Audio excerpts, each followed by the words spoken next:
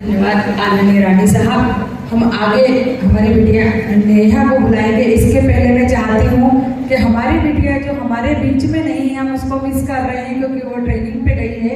नुपुर तिवारी का सम्मान हम पूरे मंच से आदरणीय रानी साहब, आदरणीय नूरी खान जी, हमारी बिटिया नेहा, हमारे जिला अध्यक्ष जी कविता वर्मा जी, सभी के हाथों से नुपुर की मम्मी यहाँ आए, आदरणीय भाभी श्रीमती तिवारी जी, और बहुत ही सम्मान से मैं हमारी बिटिया का यहाँ सम्मान देती हूँ।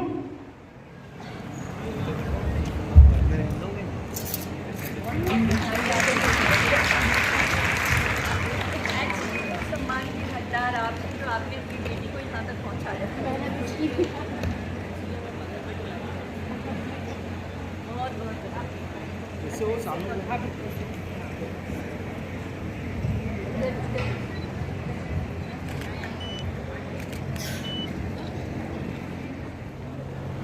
पटवारी बहनें, क्योंकि हम नेहा को सुनेंगे अभी, पर हो सकता है रानी साहब निकल जाए, तो मैं चाहती हूँ क्योंकि बरसों बाद ऐसा मौका लगा है कि रानी साहब पचोर आए हैं और ना जाने कब ऐसा शुभ दिन आएगा कि मैं उनको यहाँ पचोर बुला पाऊँ। तो मैं चाहूँगी कम से कम एक एक फोटो हमारे पास रहे, क्योंकि नेहा हमारी बेटिया है, हम सब लोकल से ही हैं, लेकिन रानी साहब अधिकांश दिल्ली रहते हैं और बहुत मुश्किल से बहुत सारे प्रोग्राम छोड़कर हमारे बीच में आए हैं। तो कम से कम हमारे कुछ फोटो जो कि हमारी बहनें आई हुई हैं, तो हमारी पटवारी बहनें जो हैं सब आ जाएं।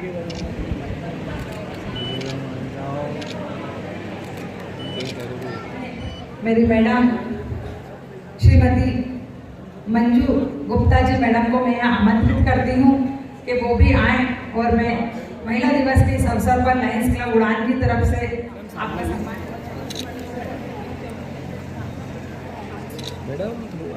जो अभी प्रोफेसर के पद से कॉलेज से यहाँ से रिटायर्ड हुई हैं, इन्होंने आपके द्वारा जो भाव व्यक्त किए गए थे नात्रा प्रथा पे मैडम ने राजगढ़ जिले की समस्याओं को लेकर पीएचडी किया हुआ है। मैम उसके बारे में थोड़ी सी जानकारी आपको दें। आप अगर कुछ पूरे यहाँ पर उपस्थित महिलाओं को बता सकें नात्रा के बारे में कहना चाहें, हमारा क्या आज इतने शुभ अवसर पर मुझे यहाँ पे बोलने का मौका दिया जा रहा है, मैं उसके लिए मंच की नीलू देवी जी की बहुत आभारी हूँ। अंतर्राष्ट्रीय महिला दिवस वैसे तो 9 तारीख को था, 8 तारीख को था, परंतु आज किसी कारणवश मनाया जा रहा है। आप सभी को इसकी बहुत सारी शुभकामनाएं। जब नात्रा प्रथा पे बात हो रही थी तो मैं सोच रही थी कि शायद कहीं मैं आ जाऊँ बीच में, पर मंजू ने मुझे इसका अवसर दे दिया। मैंने इस पर पीएचडी करी है और यहाँ के पूरे ग्रामीण क्षेत्र की महिलाओं से पूरे रूबरू हुई हूँ, उनकी समस्याओं के बारे में जानकारी ली है और उसका कैसे निदान किया जा सकता है इसका भी जानकारी मैंने अपनी शोध ग्रंथ में किया है। ये समस्या बहुत विकराल है। जब तक जो ग्रामीण क्षेत्र में रहने वाला पुरुष वर्ग है, जब तक वो इस विचार से उभरेगा नहीं, हम तो ये जानते हैं कि हम लोग पुरुषों, ग्रामीण क्षेत्र में रहने वाले जो महिलाएं हैं वो मूल रूप से पुरुषों पर ही आश्रित रहती हैं बहुत सारे मुद्दों पर।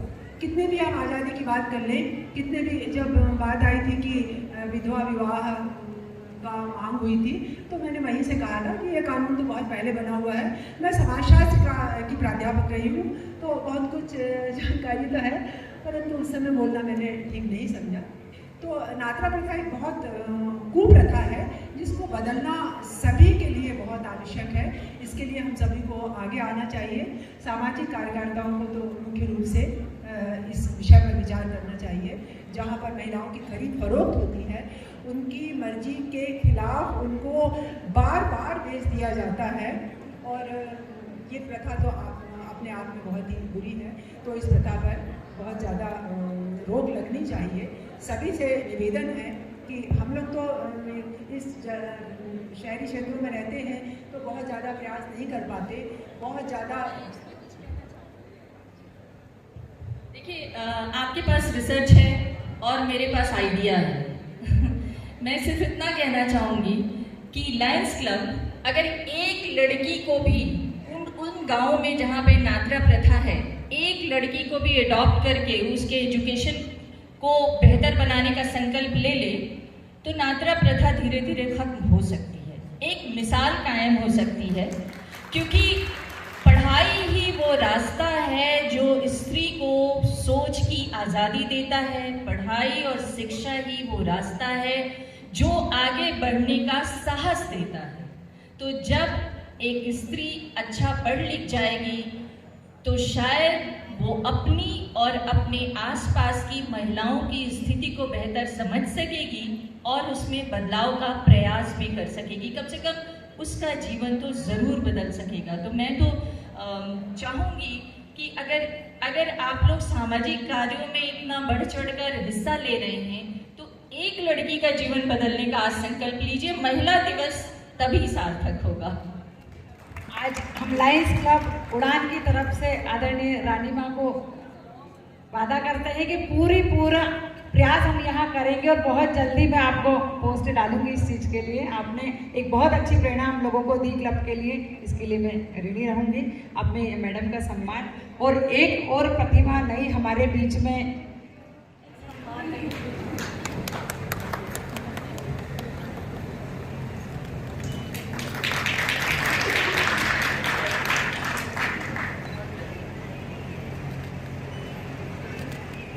जो कि अपना परिचय खुद देगी, डॉक्टर गरिमा गुप्ता। मैं उनको यहाँ आमंत्रित करती हूँ कि वो यहाँ आए और अपना परिचय दें और अपना सम्मान करें। आप सबको महिला दिवस की बहुत बहुत शुभकामनाएं। और मेरा नाम डॉक्टर गरिमा गुप्ता है। मैंने अभी ब्यावरा में निदान हॉस्पिटल में एज ए महिला रोग चिकित्सक ज्वाइन किया है और अपनी सेवाएं देना शुरू किया है। तो आज का बहुत अच्छा ये मतलब मुझे स्टेज मिला है अपनी बात रखने का महिला दिवस के दिन, और स्पेशली महिला चिकित्सक होने के नाते मैंने बहुत सारी महिलाओं के साथ प्रॉब्लम्स फेस की हैं जो वो चाहे ना चाहे पर वो खुल के सामने नहीं आ पाती। तो मतलब ये मैं अपना सौभाग्य मानती हूँ कि राजगढ़ जिले में, पचोड़ में, ब्यावरा में मैं अपनी सेवाएं उन महिलाओं को दे पाऊँ और उनकी जो भी दिक्कत है या जो भी परेशानी है वो अच्छे से समझ पाऊँ और निवारण अच्छे से हो पाए। तो ये सबसे पहले तो मतलब मेरी इच्छा है। बाकी हाँ, आगे अभी हमने अपनी सेवाएं ब्यावरा में देना शुरू किया है, लेकिन आगे हमारा पचोर में भी आने का प्लान है। जैसे जैसे यहाँ थोड़ी सी सुविधाएं, क्योंकि सिर्फ एक डिपार्टमेंट ही नहीं, आगे भी बहुत सारी कुछ चीज़ें साथ में चाहिए होती हैं, तो वो जैसे हम मीटिंग बनाकर यहाँ पर भी वो सेवाएं देना शुरू करेंगे। पर फिर भी मेरा आप सबसे निवेदन है कि क्योंकि हम लोग तो जो थोड़े बहुत सचेत रहते हैं कुछ चीज़ों के लिए, लेकिन हम बहुत सारी ऐसी महिलाओं को जानते हैं जो हमारे घर में काम करती हैं या कुछ ऐसी महिलाएं जो सामने नहीं आ पाती। तो एक महिला, अगर एक भी महिला जिनको आप ऐसा जानते हैं कि जो खुलकर नहीं सामने आ पाती और अगर उसको ऐसी कोई भी समस्या है तो हम उसको प्रेरित कर सकें कि अपने स्वास्थ्य के लिए भी महिलाएं, क्योंकि दिन भर काम में लगी रहती हैं, परिवार में या जॉब में या जैसे भी, पर स्वास्थ्य भी बहुत ज़रूरी है। तो अपने स्वास्थ्य के लिए थोड़ा सा जागरूक होकर और महिलाएं दिखा पाए, तो बस ये मेरी मेरी तरफ से आप सभी को चरण वंदन। अभी तक मैं देश के कई क्षेत्रों में जा चुकी हूँ, प्रदेश के कई शहरों में जा चुकी हूँ एज ए चीफ गेस्ट। ये पहला मौका है जहाँ मैंने चरण वंदन शब्द का प्रयोग किया है और आप ये सब समझ रहे होंगे कि मैंने क्यों किया है। क्योंकि I am solely sitting with my sisters, my mothers और माई गार्जियंस। शायद ही कोई चेहरा ऐसा है जिसको मैं नहीं जानती हूँ। जाने अनजाने, अच्छे बुरे, बचपन के सारे दिन आप लोगों के साथ मेरे अभी तक यहाँ बीते हैं और आप ही लोगों के आशीर्वाद से, आप ही लोगों के मार्गदर्शन में ये जो स्ट्रक्चर है वो बन के तैयार हुआ। दूसरे विभाग ने या दूसरे एक्सपोजर ने मुझे पॉलिश किया, लेकिन मेरा जो स्ट्रक्चर है, मेरी जो नींव है, वो आप लोगों ने बनाई। और मैं आप सबके लिए कोई गेस्ट नहीं हूँ, मैं आप सबकी बेटी हूँ। ये मेरी जन्मभूमि है। जब मेरा सिलेक्शन हुआ था इन द ईयर 2016, तो Lions Club was the first organisation जिसने मुझे बुलाया था फॉर दी ऑनर, और सिलेक्शन के 7 वर्षों के बाद आज मैं फिर से लायंस क्लब के साथ हूँ and I am very much thankful to the Lions Club. और कुछ दिनों पहले आई गॉट अ कॉल, मेरे पास कॉल आया, बेटा मैं नीलू दुबे बोल रही हूँ, तो तूने मुझे पहचाना नहीं होगा। एंड आई सेड अरे क्यों नहीं पहचाना आंटी, बिल्कुल पहचाना है, आप वार्ड नंबर 2 से पार्षद थी और मेरी मम्मी के बाद की टेन्योर में यू वर दी पार्षद, तो अच्छा पहचान लिया, हाँ तो तुम्हें आना है। आई सेड ठीक है पक्का आना है। मतलब ना मैंने टाइम पूछा, ना मैंने डेट पूछा, कब आना है, कौन सा प्रोग्राम है, कौन चीफ गेस्ट है, क्या, I did not know anything. For the first time I have come to my town, और इस तरीके से आप सब लोगों के बीच में मैं आज पहली बार हूँ। It was an honour for me and because of she, और इनके कारण आज मैं वापस सब लोगों से मिल पाई हूँ, किसी के साथ गरबा किया। जिन मैडम ने यहाँ पे अभी प्ले कराया, तो आई बीन सीइंग हर 20 साल 25 साल भी वो ऐसी थी, आज से 20 साल 25 साल पहले भी she was like this and she has still remained same. चाहे उनकी टैलेंट की बात करो, चाहे उनकी खूबसूरती की बात करो, शी से उस समय वो गरबे का आयोजन इस तरह से कराया करती थी कि पचौर में तो कोई कल्पना भी नहीं कर सकता था। इट वॉज अ ख्याति ग्रुप, राइट? यस। और हम भी यूज्ड टू फॉलो हर। फिर आज एक प्ले फिर से उन्हीं के माध्यम से देखने को हमें यहाँ पे मिला। और एक चीज मैं ऑब्जर्व कर रही थी कि जब से ये प्रोग्राम शुरू हुआ, तो हमारे जो मंच से जो एंकरिंग कर रहे हैं वो कंवरप्रीत जी काफी अटेंशन ड्रॉ करने की कोशिश कर रही कि आप लोग ध्यान दीजिए, ताली बजाइए, क्लैप कीजिए, लेकिन सब अपने अपनी चीजों में लगे हुए थे। बहुत कम लोग थे जो शायद यहाँ ध्यान दे रहे थे। लेकिन when the chairperson started speaking, जब इन 2 लोगों ने 3 लोगों ने बोलना शुरू किया, तो यकीन मानिए कोई एक भी ऐसा नहीं है जिसने अपनी पलक झपकाई हो। तो मंच वाकई में पावरफुल है and I am very much thankful to the मंच। तो क्योंकि मैं आज यहाँ जो भी बातें करूँगी वो बातें किताबी नहीं होगी, वो बातें एज ए ऑनर के रूप में नहीं होगी, वो बातें शायद इतना ज़्यादा आपको कनेक्ट करेगी क्योंकि मेरे उम्र के जो 30 वर्ष है वो इसी शहर में गुजरे हैं। यहीं पढ़ी हूँ, आप लोगों के बीच में यहीं बड़ी हुई हूँ, यहीं करियर का सपना देखा, यहीं से आगे बढ़ी हूँ। पहले जब मैं बताते थे लोग पचौर से हैं, तो लोग कंफ्यूज होते थे पिछौर, अब बोलते हैं पचौर। नेहा 25 जहाँ से है, तो पूरे हिंदुस्तान में सबको पता है कि अब पचौर कौन सी जगह है।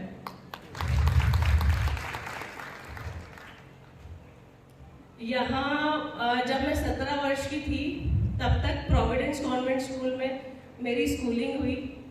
उसके बाद it was the time when the gender discrimination was there at the peak. वो इतने चरम सीमाओं पे था कि कुछ लोग ऐसे थे जो लड़कियों को स्कूल भेजना नहीं चाहते थे।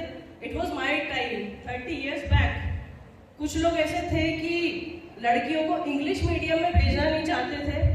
तो that was the case of discrimination which we have faced. और ऐसे समय में there was my mother, an empowered lady, जो कि सोशली तो बहुत डोमेस्टिक वायलेंस का शिकार रही, लेकिन शी वॉन्टेड कि मेरी डॉटर बहुत आगे जाए and she cried 3 days for me कि नहीं, मुझे अपनी बेटी को उसी स्कूल में भेजना है।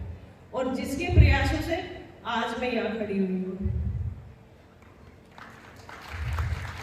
तो till the 17 years of age I have decided कि जहाँ आपके पास इतनी बंदिशें हैं, आपको ये नहीं पहनना है, आपको ये नहीं करना है, आपको यहाँ नहीं जाना है, तो this is the culture of Malwa, जहाँ बहुत सारी चीज़ों में हम जकड़े हुए होते हैं। आपको ये नहीं करना है, वो नहीं करना है, ऐसा नहीं होना है। उस समय I had a thought, I had a dream कि मुझे बहुत आगे बढ़ना है and I went for aviation की ट्रेनिंग। मैंने एयरलाइंस की ट्रेनिंग ली और वर्ष 2010 तक I was selected in multiple of the airlines, जहाँ से मैंने 14 विभिन्न प्रकार के डिप्लोमास प्राप्त किए। उसके बाद 2010 के बाद I started preparing for civil services. जब मैंने ये सोचा कि मैं कुछ ऐसा कर रही हूँ जिससे सिर्फ मैं अपने लिए कर सकती हूँ, what I am doing for my society, जैसे कि बात चल रही थी अभी कि आप खुद संपन्न हो गए, आप आगे बढ़ गए, लेकिन क्या आप अपने साथ किसी को खींच पाए? उसी के चलते हुए मैंने सोचा कि अब मुझे लाइफ में कुछ अच्छा करना है, और मुझे पता चला कहीं से कि there was civil service. Civil service नाम की कोई एक चीज़ होती है जहाँ पे अगर आप सिलेक्ट हो जाते हो तो you become deputy collector, DSP, और वो आप बनते हो तो आपकी लाइफ आपकी चॉइस के हिसाब से चलती है। आपको पूरा हक होता है, आप कुछ भी पहन सकते हो, जो आप चाहते हो, आप कहीं भी जा सकते हो, आप कुछ भी कर सकते हो। तो मुझे लगा अच्छा ऐसा कुछ है, where girls were so bounded, I found something कि चलो कुछ ऐसा है। तो लोगों ने कहा तुम एयरलाइंस की लड़की हो, तुम सिविल सर्विस की तैयारी कर रही हो, कैसे सिलेक्शन होगा, क्या होगा, तुमने मजाक समझ लिया। And I tried like hell. शायद इतनी पढ़ाई उस वक्त मैंने इतनी मेहनत की है कि आप यकीन मानिए मंच के उस छोर से इस छोर तक आने में मुझे बहुत संघर्ष करना पड़ा। वहाँ से लेके यहाँ तक का सफ़र, जिनके पैर छूते हुए, जिनके हाथ जोड़ते हुए हम बड़े हुए, आज उसी मंच से मेरे हाथों द्वारा उनका स्वागत किया गया। इट वॉज वेरी स्ट्रगलिंग, और शायद आप इस छोटी सी बात से इस चीज़ का अंदाज़ा लगा सकते हैं। So I have got the destiny. फिर 2012, 13, 14, 15, 16 5 PSC मैंने लगातार क्वालिफाई की। मुझे UPSC करके IAS IPS बनना था, बट अगेन द थॉट्स केम कि नहीं, दिल्ली नहीं भेजेंगे, ये नहीं करेंगे। सो आई ट्राइड कि ठीक है, जो मैं कर सकती हूँ वो करती हूँ, और मैंने बहुत मेहनत की। फिर 2013 से लेके 2016 तक के PSC के रिजल्ट्स 2016 में आए, और एक साथ मेरा सभी PSC में सिलेक्शन हो गया। आई वॉज DSP, CTO, जनपद CEO, RTO, इस तरीके के सभी पदों पे मेरा सिलेक्शन हुआ। और उससे पहले 2012 से लेके 2016 तक I worked with women and child development department. मैंने महिला बाल विकास में काम किया संरक्षण अधिकारी के तौर पे। वो 5 इयर्स का एक्सपीरियंस, एविएशन का एक्सपीरियंस, फैमिली बैकग्राउंड, शहर में आप सबसे सीखा हुआ, इस सारे एक्सपीरियंस को मैं आज एक अच्छी भूमिका बतौर एक अच्छे पुलिस अफसर के नाते अपनी प्रेजेंट लाइफ में जी रही हूँ। पुलिस में रोल था यहाँ पे, जिसमें नात्रा प्रथा पे डिस्कशन चल रहा था।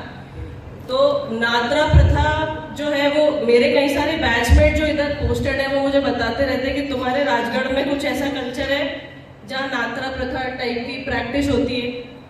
तो वो मैंने जानने की कोशिश की, क्योंकि मैं जहाँ काम कर चुकी हूँ निमाड़ में, भोपाल में, वहाँ पे इसका कल्चर उतना ज़्यादा नहीं है जो अपने इधर है। अनफॉर्चुनेटली राजगढ़ मेरा होम टाउन है, तो मेरी पोस्टिंग यहाँ नहीं हो सकती। तो ये इस प्रथा में ये होता है कि बेटी को बेचा जाता है बार बार, दहेज पैसा मिलता है। जब आप अपनी लड़की की शादी किसी लड़के से करवाते हो जहाँ लड़कियों की बहुत कमी होती है, तो उनको किसी भी स्थिति में लड़की चाहिए होती है, तो बहुत सारा पैसा दे के 1 लाख 2 लाख 50,000 दे के उस लड़की से शादी कर लेते हैं। फिर वो माँ बाप क्या करते हैं, साल 2 साल उसके साथ उसको रखते हैं, फिर एक नई डील, दे आर कंसल्टेंट, और फिर वो एक नई डील करते हैं, उसको फिर दूसरी जगह भेज देते हैं और कहने को कराते हैं कि शादी हो रही है दूसरी, वहाँ पटी नहीं, वहाँ डिस्प्यूट हो गए, फिर दूसरी जगह, फिर उसकी वहाँ पे पर्सनल लाइफ खराब करते हैं उस लड़की की, शी इज अ विक्टिम, वहाँ पर्सनल लाइफ खराब करते हैं, फिर उसको तीसरी जगह भेजते हैं। इस तरीके से एक लड़की मल्टीपल ऑफ द टाइम शादी करती है और मल्टीपल ऑफ द प्लेसेस पे उसका एक्सप्लॉइटेशन होता है। और इसके लिए जो लॉ बना हुआ है, क्योंकि एजुकेशन की बात हुई थी, क्योंकि आइडियाज़ की बात हुई थी, तो इसके लिए जो लॉ बना हुआ है ये ह्यूमन ट्रैफिकिंग ITPA है। इसके मानव दुर्व्यापार अधिनियम बना हुआ है, उसके तहत आप कंप्लेंट रजिस्टर कर सकते हैं। वो महिला स्वयं या आपके नॉलेज में ऐसी कोई महिला है जिसके साथ बार बार ये होता चला जा रहा है, और अनफॉर्चुनेटली ये प्रैक्टिस हमारे जिले में हो रही है। सो हमको उसके लिए स्टेप्स लेने चाहिए। और मानव दुर्व्यापार में अभी मैं पूरा प्रदेश देख रही हूँ, पूरे प्रदेश के महिला थाने। वर्तमान में मेरी पदस्थापना विमेन सेफ्टी ब्रांच भोपाल में है, जिसमें सभी विमेन से रिलेटेड हीनस ऑफेंसेस जो होते हैं उसको हम मॉनिटर करते हैं। तो मानव दुर्व्यापार पे मैं भी इग्नू से एक डिप्लोमा कोर्स कर रही हूँ। तो मैं कोशिश ये रहेगी कि क्योंकि इसका सबसे बड़ा चैलेंज मेरे अपने ज़िले में है, तो मैं इसको मिटिगेट कर पाऊँ, इरेडिकेट कर पाऊँ, और मैं बराबर से ऐसे लोगों के संपर्क में रहूँगी।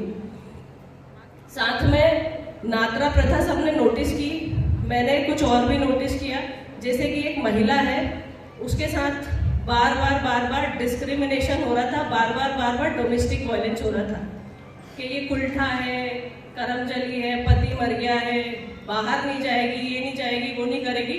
तो this is the part of domestic violence act 2005।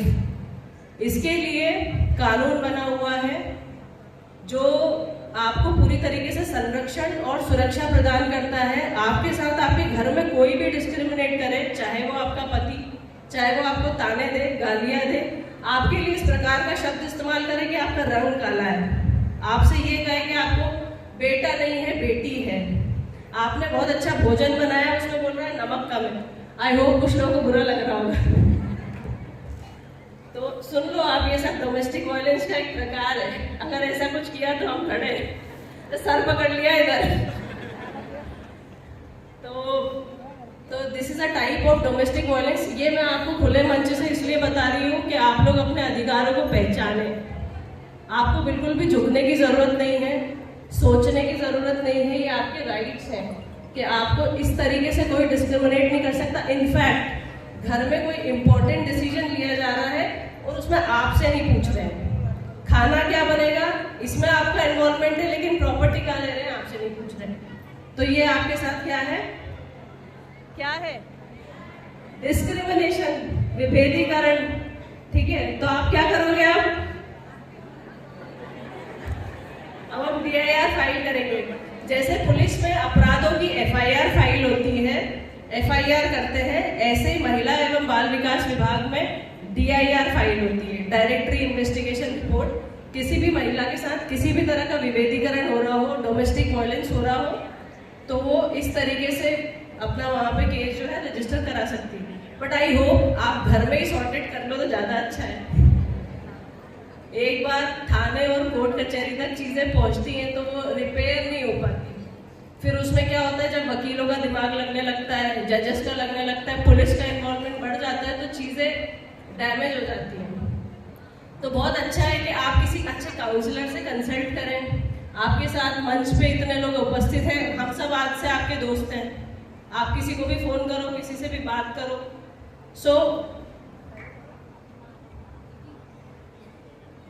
तो आप किसी से भी बात कर सकते हैं, आप कंसल्टेशन ले सकते हैं। कई बार प्रॉब्लम थोड़े से समय की होती है, लेकिन वो हम उसको दिमाग के ऊपर ज़्यादा हावी कर लेते हैं।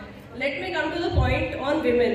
जैसे कि वहाँ बैठे हुए मैडम ने कहा था कि हमको किसी से राइट्स की ज़रूरत नहीं है, तो वाकई में क्या आज हमें ज़रूरत है कि कोई हमें बराबरी का अधिकार दे? क्या ज़रूरत है? हमको नहीं है। हमको ना काली बनना है, ना दुर्गा बनना है, ना चंडाली बनना है। हमको सिर्फ समानता का अधिकार चाहिए, वो भी हमें किसी और से नहीं चाहिए, हमको संविधान से प्राप्त है। सिर्फ हमें ये पता होना चाहिए कि हमारे पास हमारा संवैधानिक अधिकार है। उसको कहते हैं अवेयरनेस, क्योंकि फिर से अवेयरनेस की बात हुई थी। हे शारदे माँ, हमें ज्ञान की प्राप्ति अंधकार से और उजाले की ओर लेके चलो। तो सारे ज्ञान की प्राप्ति सिर्फ आप ही को करनी है। And again I will come to the point जो मैंने अपने बचपन में देखा है, जो मेरे शहर में होता है, जो पचौर में लोग यूजुअली प्रैक्टिस करते हैं। क्या होता है, मे बी इंडिया के मेजर पार्ट्स में ऐसा होता होगा कि when there is a women pregnant, when she is pregnant, तो हम बहुत ज़्यादा लॉजिक्स लगाने लगते हैं। लड़का होगा कि जैसे बच्चा हो गया, प्रेडिक्शंस तो पहले से हो जाते हैं, पेट ऐसा हो रहा है, कमर वहाँ जा रही, तो क्या होगा, राइट? तो जब बच्चा हो जाता है तो औरत के साथ डिस्क्रिमिनेशन वहीं से शुरू हो जाता है। और यकीन मानिए, ऐसा सिर्फ अपने यहाँ नहीं है, मैं हिंदुस्तान के विभिन्न क्षेत्रों में जाती हूँ, मध्य प्रदेश के बहुत जगहों पर विजिट करती हूँ, सब जगह ऐसे ही औरतों की हालत सब जगह यही है।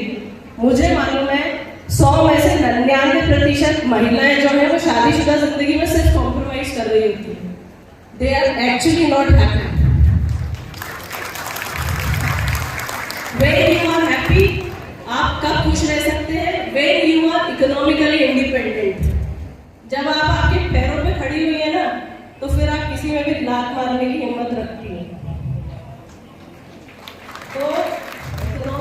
इंडिपेंडेंट बने और अपनी बेटियों को भी बनाएं। तो हम उस पॉइंट पे थे कि व्हेन यू आर प्रेग्नेंट तो प्रेडिक्शन शुरू हो जाता है, और जब बच्चा होता है तो समझ लो अगर लड़की हो गई तो उस महिला की तो खा लो, बेटी अगर हो गई तो माता को भी न्यूट्रिशन की जरूरत नहीं होती, उसकी डाइट के साथ कॉम्प्रोमाइज करके उसको कमजोर बनाया जाता है। आप देखिए महिला को कमजोर बनाने की स्थिति जो है हमारा समाज कब से शुरू कर देता है, when she is pregnant. Discrimination जो है वो हमारे दिमाग में बायस प्रेजुडाइज कब से आ जाता है, when she is about to deliver a child. आप जब बहू घर में लेके आते हो तो you have this in your mind कि लड़का चाहिए, बेटा होना चाहिए, पोता हो, घर का वारिश हो। एम आई दी वारिश? आई सेड दिस 4 सिस्टर्स, लेकिन मैं आज यहाँ खड़ी हूँ ना, अपने शहर का नाम पूरे देश प्रदेश में रोशन कर रही हूँ ना। मेरी माँ ने भी यही सोच के मुझे घर में बिठाया होता कि ये तो बेटी है, तो क्या मैं यहाँ खड़ी हो पाती? नहीं। We just need a single chance. हमें एक छोटे से छोटे एक्सपोजर और छोटे से चांस की जरूरत है। फिर हम पे विश्वास तो करिए, हम कितने आगे बढ़ के दिखाते हैं। पर आप हमें खींच के अगर दबा दोगे तो कैसे आगे बढ़ पाएंगे? तो दैट डिस्क्रिमिनेशन कम्स वेयर अब बच्ची हो गई तो आप उसको पिंक दे दो, लड़का हो गया तो उसको ब्लू दे दो, उसके दिमाग में डाल दो कि बेटा यू आर सॉफ्ट। आप उसके दिमाग में कलर डाल दो। फिर आप उसको, लड़की है ना तो आप उसको टॉयज में दोगे, चौका, चूल्हा, गुड़िया। लड़कों को आप दोगे इंजीनियर बनाओ, पायलट बनाओ, तो आप उसके दिमाग में डाल दो कि बेटा फ्यूचर तेरा यही है, चौका चूल्हा। आपने जो कमजोर कर दिया। फिर क्या होता है? फिर आती है हम जैसे लोगों की बारी, जो कि कुछ करना चाहते हैं, आगे बढ़ना चाहते हैं, तो हम कहते हैं हम बाहर जाएंगे। तो आप क्या करते हो कि घर में हमें कभी भी किराने का सामान लेने भी नहीं भेजते हो। किसको भेजते हो? भाई को भेजते हो। लड़की घर में रहेगी, इससे बात मत कर, उसके पास मत जा, यहाँ से मत निकल, सामान लेने के लिए हम कभी नहीं जाएंगे। तो इससे क्या होता है? Absence of practical knowledge. आपको पता ही नहीं, वो भोली भाली सीधी सादी सी लड़की, उसने सिर्फ अपने माँ को देखा है, बाप को देखा है, भाई को देखा है, वही उसकी दुनिया है। उसको नहीं पता कि घर से बाहर वो निकलेगी तो किस तरीके के चैलेंजेस उसके सामने आएंगे। जैसे आपने देखा कि वो औरत जो थी इस प्ले में घर से बाहर निकली और उसके साथ लोगों ने छेड़छाड़ी शुरू कर दी। वो क्यों शिकार हुई? क्योंकि वो एक कंजर्वेटिव फैमिली से थी। उसको उसका हक पता होता तो वो क्या करती? 354 लगाती। आईपीसी की धारा 354 जो कि गैर जमानती है। कोई आपका पीछा करता है, इनफैक्ट कोई आपको लगातार 14 सेकेंड तक घूरता है। मैं बता रही हूँ, आपको नहीं पता। अगर लगातार कोई 14 सेकेंड तक आपको घूरता है कोई पुरुष, तो वो कहीं ना कहीं इस श्रेणी में आता है। आपका पीछा करता है, आपको छेड़ता है, अश्लीलता कारित करता है, तो इसके ऊपर आईपीसी का सेक्शन 354 लगता है। गैर जमानती है, 7 साल 10 साल का कारावास उसको होता ही। और आप क्या करते हो? छेड़खानी हुई और घर आ गए, अब कल से कॉलेज नहीं जाएंगे। अच्छा उसने ऐसा किया, बेटा स्कूल मत जाना। तो do we deserve this? No. तो इस एक प्ले के अंदर बहुत सारी चीजें थी। अब वो देखने वाला था कि वो क्या क्या देख पाए। प्रथा भी थी जिसमें हमको ऑनरेबल चीफ गेस्ट ने बहुत अच्छे ही तरीके से हिंदू रीमैरिज एक्ट के बारे में बताया। आप रीमैरी कर सकते हो, और ऐसा नहीं है कि आप रीमैरी तभी करोगे when you are widow. You can remarry any time when you are not happy with your life, when you don't feel comfortable. जब आपको रात दिन टॉर्चर किया जा रहा हो, जब आप बहुत परेशान हो, तो you can choose your life at any time because life is yours. आपका अपना जीवन आपका स्वयं अपना है, उसका फैसला आप स्वयं लेंगे और आप कभी भी ले सकते हैं, और लेने के लिए सशक्त है। आपको कानून ने सशक्त बनाया, भारत के संविधान ने आपको पूरे राइट्स दिए हैं। So this is how on every step we face discrimination. जब हमको बेटा हो जाता है तो हम उसको नहीं सिखाते हैं कि सड़क पे चल रही सारी लड़कियां जो है वो तेरी बहन है। लड़का कोई हरकत करता है हम उसको बल देते हैं, लड़की कुछ करती है तो हम उसको डाउनवर्ड करते हैं। और जैसे कि बात हो रही थी कि औरत ही औरत की सबसे बड़ी दुश्मन है, तो हमारा फोकस क्या होता है? हमारा फोकस होता है क्या पहना है, किससे बात कर रही है, कहाँ जा रही है। अरे भाई इसके परे भी एक दुनिया है। क्या होता है, इंडियन विमेन के अंदर बहुत एनर्जी है, we have so much of energy and 50% of the population जो है that is of women. 160 crore में से 65 करोड़ 60 करोड़ हम ही लोग हैं, और when we are in this much of population और हम सिर्फ इसी में दिमाग लगाएंगे कि उसने ये पहना है, वो यहाँ जा रही है, वो वहां से आ रही है, तो क्या इस देश का विकास होगा? क्या हम एजुकेटेड, क्या हम एजुकेशन नहीं लेंगे तो क्या हम इस देश को तरक्की पे ले जा पाएंगे, आगे बढ़ पाएंगे? नहीं। सो इस देश के सर्वांगीण विकास के लिए rise of all by all means told by mister Mahatma Gandhi, इसके सर्वांगीण विकास के लिए हम सबको भागीदार बनना है। और मेरा आप सबसे करबद्ध निवेदन है, क्योंकि आप सब मेरे परिवार के हो और मेरा हक है आप सबके ऊपर कि आप इन सभी से बाहर निकल के आगे बढ़ें। और इस तरह के कोई कार्यक्रम में मुझे नहीं लगता कि जब हम छोटे थे तो हम मम्मी का हाथ पकड़ के कभी गए, but I am very glad to see कि इस तरह के कार्यक्रम अब पचौर में आयोजित होने लगे, जिसमें महिलाएं बाहर निकल रही हैं, वो कंधे से कंधा मिलाकर आगे बढ़ रही हैं। बस मेरा रिक्वेस्ट यही है कि प्रतिभा की इस प्रतिस्पर्धा के इस दौर में आप लोग आपस में जेलेसी ना रख के एक दूसरे को प्रमोट करें, आप एक दूसरे को आगे बढ़ाएं। जब आप एक दूसरे को आगे बढ़ाएंगे तो फिर आप देखिए पचौर का झंडा पर कहाँ लहराता है। देश एक ही है, हम सब एक ही हैं, लेकिन आगे तो बढ़ना है भाई। लोग मुझसे बोलते हैं आप इतनी छोटी जगह से हो। मेरी छोटी बहन यूनाइटेड स्टेट ऑफ अमेरिका में है, कैलिफोर्निया में। आज वो भी पचौर की बेटी है। आज उसका 1.7 CR का पैकेज है एनुअल। वो जिस कंपनी में काम करती है उस कंपनी से उसको जाने ही नहीं देना चाहते। उसको बोलते हैं तुमको पूरा घर रिक्रूट करना है, इस कंपनी में कर दो, लेकिन तुम नहीं जाओगे, because this is what we Indians are and this is what पचौर has taught us to do so much hard labour. Luck नहीं होता, मेहनत होती है, और जहाँ मेहनत होती है वहाँ कुछ भी आगे नहीं आता। लक सिर्फ आपके दिमाग में होता है और 100% एफर्ट्स मेहनत के होते हैं। तो हम उसी डिस्क्रिमिनेशन में, उसी माहौल में, उसी परवरिश में हमने निकलने की कोशिश करी, लगातार अपने एफर्ट्स लगाए। आप सबके प्रयासों से, आशीर्वाद से, मेरी एक ट्यूशन टीचर भी बैठी हुई है, she is very sweet to me. तो जब पीपल रिकग्नाइज तो आप बहुत अच्छा फील करते हो, तो वो काफ़ी खुश है, इसलिए मैं उनके लिए खुश हूँ कि that she is my student. और इधर जो कॉलेज के जो प्रिंसिपल और टीचर्स बैठे हुए हैं, उन सबको भी देख देख के हम लोग इतना बड़े हुए हैं, सबके साथ कहीं ना कहीं पार्टिसिपेशन में डायरेक्टली इनडायरेक्टली रहे हैं। I know each one of you, मैं सभी को बहुत अच्छे से जानती हूँ, और मुझे खुशी है कि आज मैं अपने घर में बोल रही हूँ और मुझे अपने घर में बोलने का मौका मिला है। और जब जब मुझे बुलाया जाएगा पचौर के लिए, कितना भी इम्पोर्टेंट काम होगा, मैं ज़रूर आऊँगी। हमेशा मैं अपने जन्मभूमि के लिए समर्पित रहूँगी और हमेशा आप लोगों के साथ हूँ। मैं कहीं भी रहूँ, देश में, प्रदेश में, आपका जब भी फ़ोन आएगा, आपको जब भी मेरी ज़रूरत होगी, मैं आपके लिए डेडिकेटेड हूँ। और मेरा ये 100% प्रयास है कि मेरे सिलेक्शन के बाद हमारे शहर में लोगों के अंदर चेतना आई है कि पढ़ाना है, और उसके बाद मैं यहाँ से निकलने के बाद आई प्रॉमिस कि मैं जितनी लड़कियों को यहाँ से बाहर निकाल सकती हूँ, कुछ अच्छा कर सकती हूँ, मैं अपने एफर्ट्स दूंगी और मैं निकालूंगी, और हमेशा समर्पित रहूंगी, हमेशा आप लोगों के साथ। आपकी बेटी है, आपको कभी भी कमज़ोर फील नहीं करना। आपको कोई कुछ भी बोले, आप बोलना नेहा साथ है। तो बस इन्हीं शब्दों के साथ और एक दो पंक्ति के साथ I would like to wind up the session.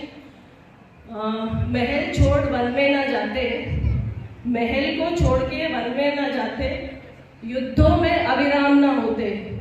युद्ध में अविराम यानी कि सतत। महल छोड़ वन में ना जाते, युद्धों में अविराम ना होते। दशरथ नंदन ही रह जाते, राम कभी भी राम ना होते। भगवान राम दशरथ नंदन ही रह जाते, उनको आज कोई नहीं जानता। वो भी महल छोड़ के गए, हम भी अपना घर छोड़ के गए, हमने भी स्ट्रगल किया, और आप सबको भी स्ट्रगल करना है, ऐसे ही आगे बढ़ना है। Thank you so much to this stage and to every women, everyone who is present here, and I am very much blessed to be your child. Thank you so much.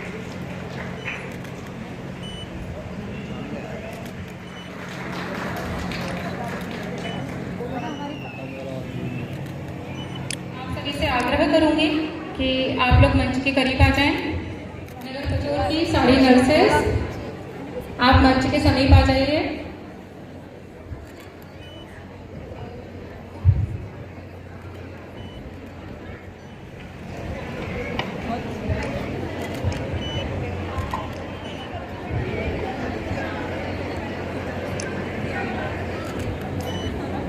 हमारी रानी साहिबा को जाने की अभी किसी और कार्यक्रम के लिए समय इतना ही दिया गया था।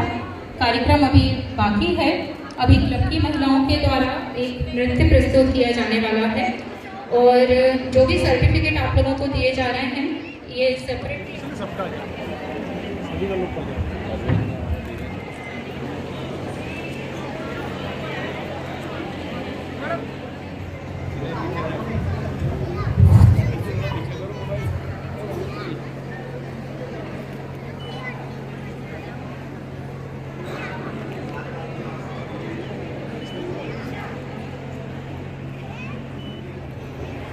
आज के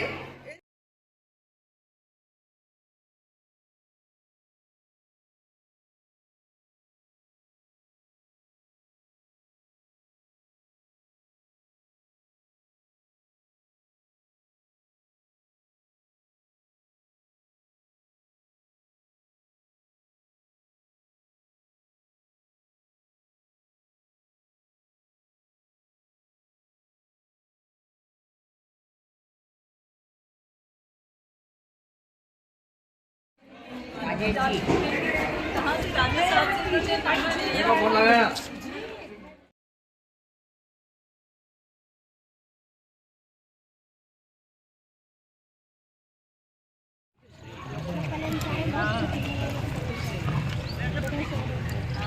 परसों आ रहा हूँ दिल्ली में।